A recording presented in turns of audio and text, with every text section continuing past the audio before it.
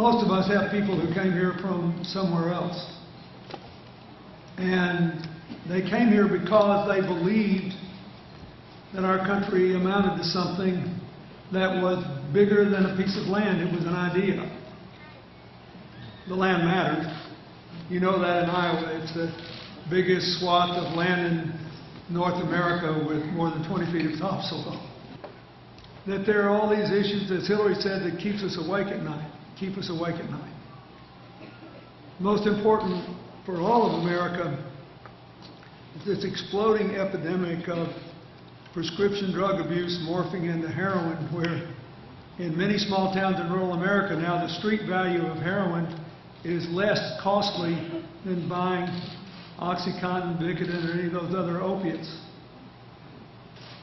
Sadly, because it's now being grown as the poppy in the Sierra Madre in Mexico and harvested by preteens who don't get the minimum wage.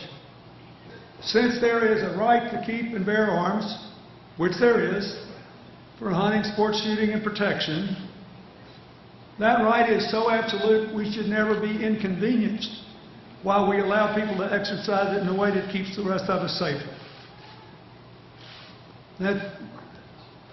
Under that theory, nobody should have a driver's license or a license on their car or have a license suspended for driving 90 miles an hour in a 40-mile zone because we have a constitutional right to travel. Second argument seems to be that this is just the tip of the iceberg. If you let them have enough time to do background checks on people with mental health problems, and our Republican friends in the NRA, they always say they want to do more for mental health. I agree, but if you don't have enough time and we don't have centralized records to check, you will never know. Actually, a slightly smaller percentage of us own guns. So what they're saying is, look what happened in the paper. You want to know what this is really about? Read the business section of the paper today. The stock price of the gun manufacturers went through the roof because this carefully calculated, deliberate, relentless campaign of paranoia scared the people who already own guns so they go out and buy more guns per household. And our ability to produce clean energy. We rank first or second in the world in the capacity to generate electricity from the sun and the wind on every surface. I would pick the United States. But we are being held back by dysfunctional politics. We need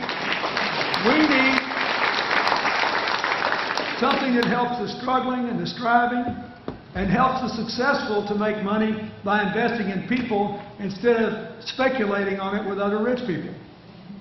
We need to go back to an investment strategy. She made good things happen. You need somebody who just shows up and goes to work. Someone who can find common ground, someone who can stand her ground.